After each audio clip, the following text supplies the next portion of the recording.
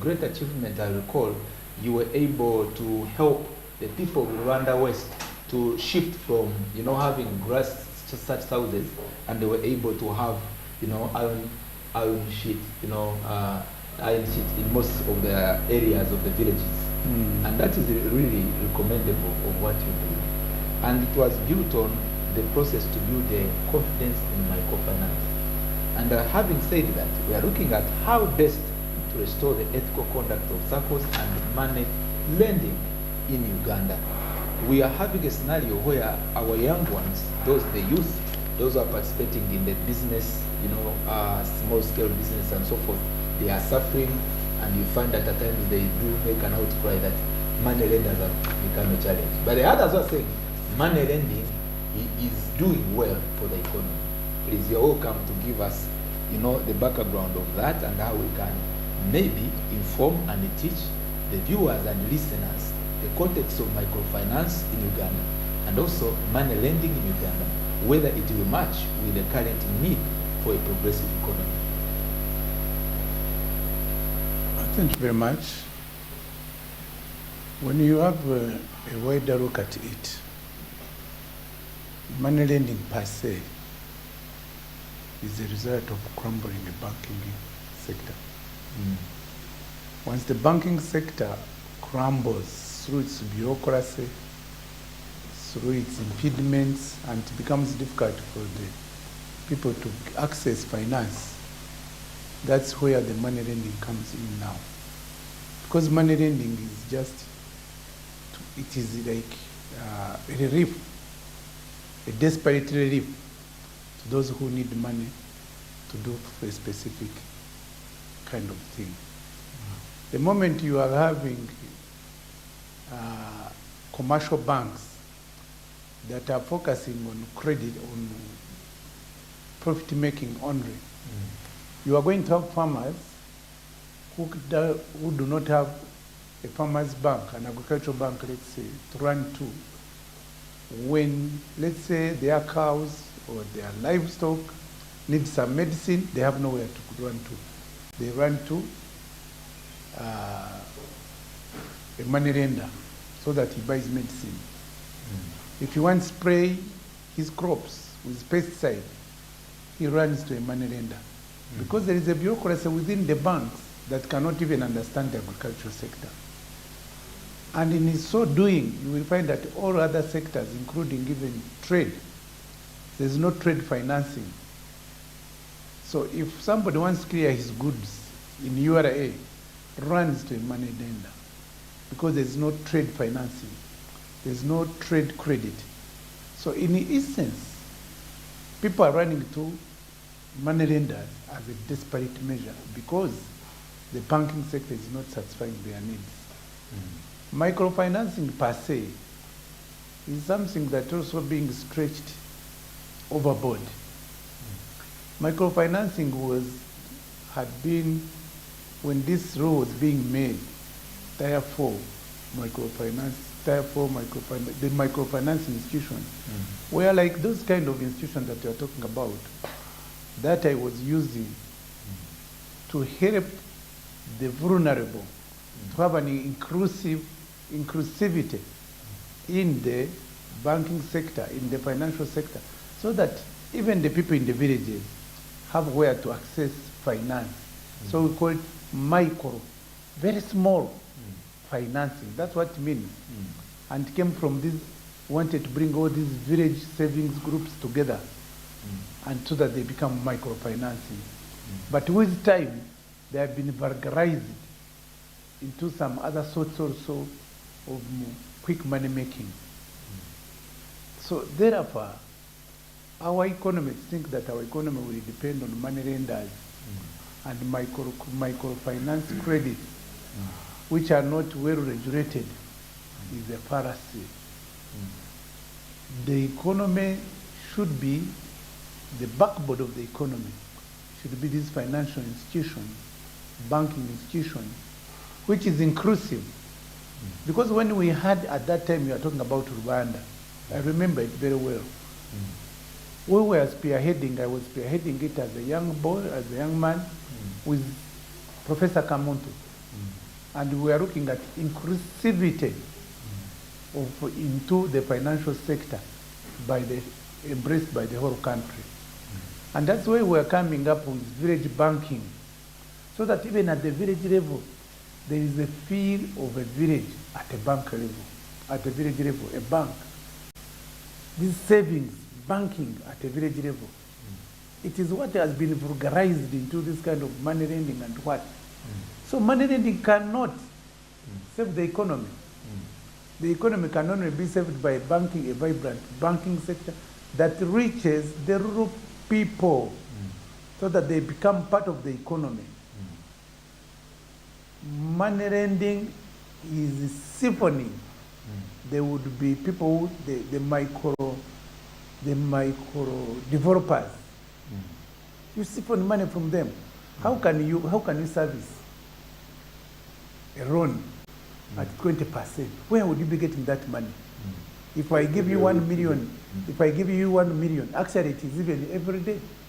When you go downtown there in Chikubo, this border, these market vendors, there is somebody who is money lending money at 10% per day. How can you get that money? If you are looking at Saturdays, that is 300% per month. Who makes that kind of money? Who takes money today and makes a profit of 10% in one day? Where? So, this economy of ours, these micro developers, call them developers, have been let down. We have let them down. Yes. So I would like us to draw our experience, of which you are again part of. We had the Uganda Commercial Bank, because the financial service provision, it was entirely the role of the state, especially with the early governments, the predecessor government, the government of Boti, that they referred to. We had the Uganda Commercial Bank. After that, we went into privatization that ushered us into the microfinance sector.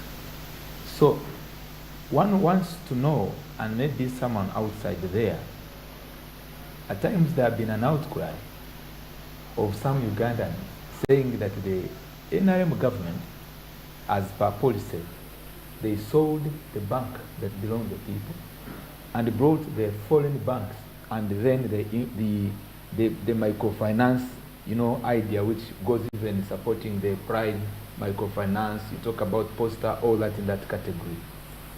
To you, when you are sharing with the viewers, what would have been ideal for Uganda, especially in promoting the cash economy, where we are dealing with money? See, the problem is you are looking at commercial banks. The problem is, at that time, what was performing and was working was this cooperative movement. Cooperative movement, that's right. And the cooperative movement was beginning right from a parish level. What you hear that they're being duplicating now as parish development models. This is something that was working in 1970s. And those were when there were cooperatives. There were cooperatives that were feeding into a cooperative bank. And these cooperatives were both financial and product cooperatives. There were cooperatives, grow more coffee, grow more tea, grow more cocoa, grow more vegetables. In Kigezi, there was a vibrant horticulture cooperatives. In Bugisu, coffee. In Uganda, coffee. In Kasese, cotton, grow more cotton. In northern Uganda, grow more simsim, grow more cooperatives. So these kind of cooperatives were like farmers' center, farmers' solutions. Cooperatives were farmers' solutions. Now, the moment cooperatives were actually mutilated, call it murder, cooperatives were murdered, the cooperative movement. So the Wananchi did not have any leeway. That's where microfinance institutions comes in, money lending comes in. And what we are having today are not that kind of cooperatives of cooperators. we are having cooperatives of politicians. These are political cooperatives. And once you're having this kind of cooperatives, which are on a bedrock of politics, the wananchi makes cooperatives just to share on mautundu ya movement, benefits of the movement. We voted you. You see this money we are taking that Myoga, is it recoverable? Go and look at recoverable rate of Myoga. You think this money which we have, cabinet has to close, and the whole cabinet, the whole parliament, where have politicians ever mobilized for cooperators? A cooperators is a willingness where they cooperate, they willingly cooperate. But where you're having people and say, you cooperate and we bring you money, we bring you political money, they say Museveni Agabudi. Nabanja will go and say Museveni Agabudi. Do you expect those wananchi to pay that money back when the Prime Minister, Right Honorable Nabanja, told them that Museveni Agabudi? They say Museveni tuja kumuwakalo. But that one was during the time of even them, up to now. Helping them when they had the COVID. Even up to now, in Myoga, who's spearheading Myoga? Politicians. So the moment you give money during the elections, and say you pump in money during elections, during political campaigns, the wananchi will not, that money will not be recovered. Because they will say, this is for voting. After voting, they say, we have voted you, what else do you want? So the cooperatives that we're having today are more political cooperatives. They're political cooperatives. Than cooperators cooperatives. But the kind of cooperatives we had then, the Kigezi Cooperative Union, Uganda Cooperative Union, Busoga Cooperative Union, Bugus Cooperative Union, Ankole Cooperative Union, they are no longer that kind of cooperative union. These are cooperatives, political cooperatives. So we need to go back to the base so that the technical people sensitize the people. If we talk about mindset change, and we talk about mindset change, we look at the mindset change for the wananchi to know that cooperatives are for production. Cooperatives are for production, not for receiving money. Now they form cooperatives to receive money, not cooperatives to produce. What of these which are referred there for saving, then invest, then through cooperatives? Do we think that what they were intended to achieve, referring to your own which you started in Uganda, yes, what they were intended to achieve so far? I remember that is since 2003. Have we achieved a certain level of, number one, bringing in the financial inclusion, where the citizens are participating, number two, or also, of course, reducing poverty? We are trying to propagate, to evangelize that we are bringing these cooperatives to reduce poverty. Yes. But if we are going to have this kind of cooperatives of reducing poverty, which are not bedrocked on programs, which are sustainable, we shall give them the money, they will eat it, they will drink it, they will remain as the way they are. If you take money and destroy it to the wananchi, they will just look for money for sharing. And that's why, for example, now with this, we should be very careful with this price development model under the cooperatives that we have formed. You cannot have a cooperative, when you have cooperatives and you are ramping people together, Saruni people, fishermongers, Manyahu, Manya mechanics, they bring their groups and say that you are making a cooperative. Everyone will just share the carcass. At the end of the day, it's not sustainable. At the end of the day, nobody have gotten out or lifted out of poverty. But if you had gone to Bugisu or Ankole, dealing in coffee, and you deal with the farmers, direct cooperators, you give them and say, we want your milk, we're going to give you cans to correct your milk. You go to Bugisu, you give them the incentive to collect coffee. You go to Kabale for them to grow horticulture, which is for export. You give them vehicles to lift their vegetables as fast as possible to Entebbe Airport or Kanombe Airport through Rwanda. And you have that East African cooperation. You will lift them out of poverty because they are producing and they are getting money. But here you are giving them money to consume and no production. You are giving the money being given into cooperatives is for appeasement, not for production. Yes. We will be looking at another area, Yeah. which is especially assessing the challenges. You who was, you referred to how you began the microfinance industry. You also made a contributory factor by supporting one in your constituency. Yes. And also, of course, the time you were also State Minister of Economic Monitoring. Yes. These microfinance, the circles, what are the key challenges that you may be able to identify and maybe the possible solutions? And part of the challenges which you were able to acknowledge, we have seen the kind of conduct, the reputation has been lost among these money lenders and also the circles. What are the other key challenges that you would like to share with the viewers, especially to be able to help them as a point of guidance, how they can, participate in this money economy? I think we still have a long way to go. If our people are participating into the money economy, as I have said, money economy is about production. We should help our people to produce, not to consume. Because why we are having problems now is that we have been, over a long period of time, we have been encouraging people to consume without producing. We have been making the political work also of consuming without producing. But isn't access to credit important? Because all this is done. We have created a scenario of access to credit for consuming. You get credit, get the money and consume it, but not money to produce it. You give it to Boda group and you call it a myoga, they share it. One goes to marry a second wife, one goes to do whatever he wants to do. It is social financing. Honorable, can you lend money to go and consume it to marry another wife? Because the money is not borrowing rather. Because the money is not purposeful. The money is not purposeful. And because money is not purposeful, people will get money for their social, for just eating money. They go and borrow money, they get credit, microcredit. But the kind of microcredit they are getting, you are giving them, because you are just throwing money.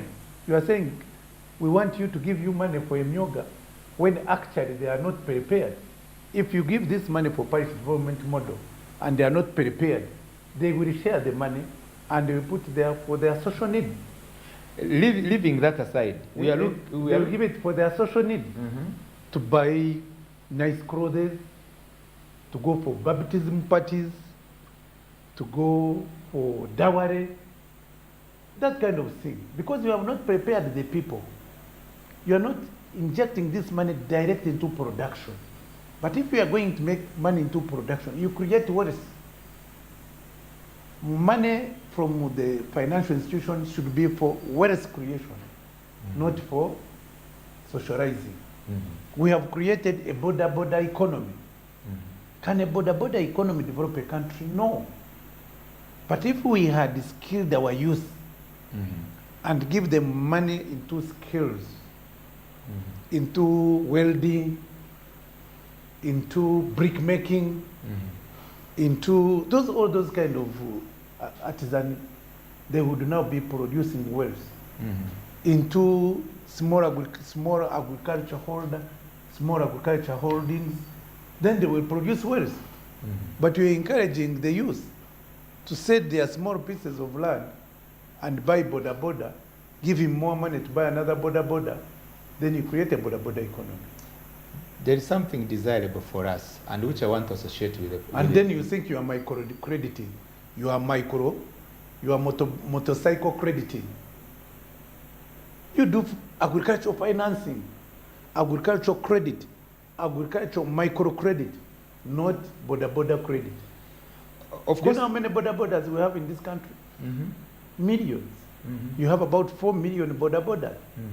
So can you imagine if those 4 million border riders were engaged into production small plots of sim, small plot of coffee, small plot of cocoa, how much money, foreign exchange they would be producing for this country. We want to bring our case study. We have now even started microcrediting for people to go and be slaves in the Arab countries. Because you give them money to buy an air ticket to go in Dubai, we are going to work. So you said that what is needed is That mindset is change. that is modern slave trade. Mindset change. Yes. Mindset change. Yes, brother.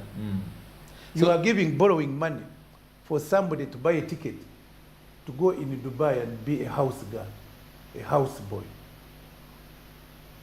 And you think this country will grow on the man of people you have created, educated up to your university level, and you educate somebody to go and be a house girl, educate somebody to be a house boy, and you are proud of it, and you say we have 2 million people in Dubai, in the United Arab Emirates, working as security guards, working as house girls, working as housekeepers. Why couldn't we finance our people to stay here and go into agriculture and feed the whole world? We have a country called Ukraine which has gone into war with Russia. The moment they began this war, the whole country, the whole world went into hang of wheat, hang of barley. Just a country which is called Ukraine, which has, Uganda has more arable land than Ukraine. But the moment Ukraine ceased its activity, the whole world has gone into a hunger mode. Thank you. We could have grown that wheat in Kigezi, in Sebei, in Kasese, Yes. in Bundibujo. Yes. We could have grown that barley in Kigezi, in Sebei, in Bugisu, in Bundibujo, Kasese. But we are now relying on a country which we have, where we have more potential to feed the whole world. Okay, we are going. Thank you so much for your submission. We appreciate for your generous sharing of information. We'll be going for a commercial break and come back shortly, and we'll be looking at the question of why has these circles and money lending groups lost credibility and seems to have also lost the reputation. Because they are poorly regulated. So please stay tuned as we come back from the short commercial break.